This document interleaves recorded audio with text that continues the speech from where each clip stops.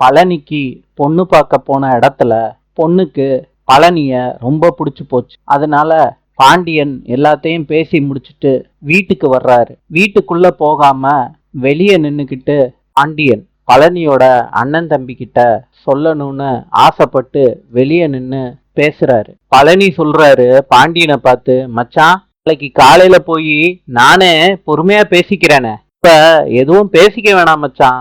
கோமதி சொல்றாங்க, வாங்க சந்தோஷமா வந்திருக்கோம், எதுக்கு சண்டை போட்டுக்கிட்டு, வாங்க. கோமதி, சண்டையெல்லாம் நான் போட மாட்டேன், சும்மா ஒரு அறிவிப்பு தான்.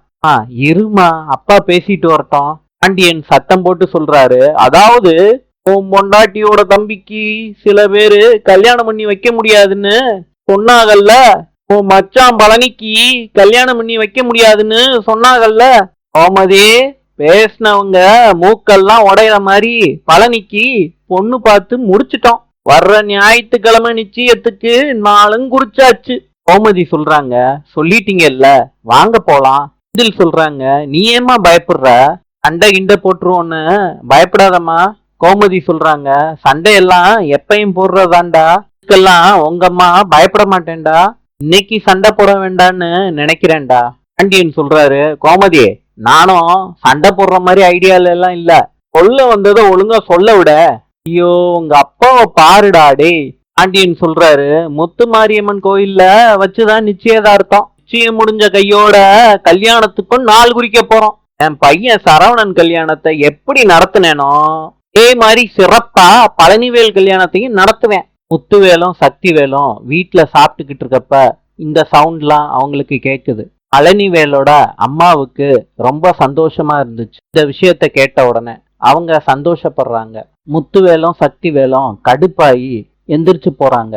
ராஜி மீனா கிட்ட சொல்றாங்க, நான் திருச்செந்தூர் போற முடியும், மேல அம்புட்டு பாசத்தை கொட்டினாங்க குடும்பத்துல உள்ள அத்தனை பேரும், என்னால என் லட்சியத்தை அவங்க கிட்ட சொல்லி புரிய வைக்க முடியலக்கா, ஆனா போலீஸ் ஆகிறது தான் என்னோட லட்சியம்னு கதிர்கிட்ட ஒரே ஒரு வார்த்தை தான் சொன்னேன், அவன் என்கிட்ட எதுவுமே கேட்கலக்கா. அப்ப நான் போலீஸ் ஆபீசர் ஆயிருன்னு ஒரே வார்த்தையில கதிர் சொல்லி முடிச்சிட்டாங்கக்கா. எப்படிக்கா தெரியலையே ராஜி, நீயே சொல்லு. அக்கா, முரட்டுத்தனமா கதிர் நடந்துகிட்டாலும் எல்லாரும் நல்லா இருக்கணும்னு ஆசைப்படுறாங்கக்கா. மீனா சொல்றாங்க, கதிரு எல்லாரும் நல்லா இருக்கணும்னு தான் நினைப்பாங்க, ஆனா ராஜி ரொம்ப எக்ஸ்ட்ரா கேர் எடுப்பாங்க. அக்கா, அப்படிலாம் நான் சொல்லவே இல்லை, எல்லாரு மேலையும் கதிருக்கு அக்கறை இருக்குன்னு தான் சொன்னேன், ஆனா நான் வீட்டுல இருக்க முடியும் இப்படிப்பட்ட முகம் இருக்குன்னு நான் கொஞ்சம் கூட யோசிச்சே பார்த்தது இல்லக்கா கதிரை பத்தி. மீனா சொல்றாங்க, கதிரோட நிஜ முகம், மண்பான முகம், எல்லா முகமும் மேடமுக்கு நல்லா தெரிஞ்சிருச்சு. மேடம் என்ன பண்ண போறீங்க? மீனாக்கா, நீங்க நினைக்கிற மாதிரிலாம் நான் எதுவும் ஸ்பெஷலா பண்ண போறது இல்ல, நல்லா படுத்து தூங்க போறேன், காலையில எந்திரிச்சு ஓடணும்ல. கதிரு ராஜிய கிரவுண்டுக்கு கூட்டிட்டு வராங்க. ராஜி ஓடுறாங்க. கதிரு எவ்வளவு டயத்துக்குள்ள ஓடி முடிக்கிறாங்கன்னு பாக்குறாங்க. கதிரு, எவ்வளவு செகண்ட் ஆச்சு?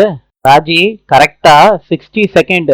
கதிரு, அப்படின்னா மொதல் ரவுண்டை விட இது அதிகமா இருக்கே. ஆமா ராஜி, மொதல் ரவுண்ட்ல 40 நிமிஷத்துல முடிச்சிட்ட. கதிரு, இந்த கச்சுவை போட்டுட்டு ஓடவே முடியல. கதிரும் ராஜியும் வீட்டுக்கு வர்றாங்க. அப்ப மாறி பார்த்துட்டு வடிவு கிட்ட சொல்றாங்க, வீட்டுல வச்சுதான் பேச முடியல உங்க பொண்ணுகிட்ட, வெளியே பேச போறோம், யாரு பார்க்க போறா? வேண்டாம் மாறி, பேச வேண்டாம், நீ வா. அக்கா, ஏன்க்கா இப்படி இருக்கீங்க, 2 வார்த்தை பேசிட்டு வந்துடலாம், வாங்கக்கா. மாறி, நான் வேண்டான்னு சொல்றேன்ல, கேட்க மாட்டியா? ஏன்க்கா இப்படி இருக்கீங்க? கையில வெண்ணெய வச்சுக்கிட்டு நெய்க்கு அடைஞ்சத எல்லாரும் சொல்லுவாங்கல்ல, அதே மாதிரிதான் எதிர்த்த வீட்லயே ராஜிக்கு பிடிச்சவன் இருந்திருக்கான். நம்ம என்னடான்னா ஊர் ஊரா மாப்பிள்ளைய தேடி அலைஞ்சிருக்கோம். அக்கா, அங்க பாருங்க, 2 பேரும் சந்தோஷமா சிரிச்சு பேசிக்கிட்டு இருக்காங்க. நாளை சந்திப்போம்.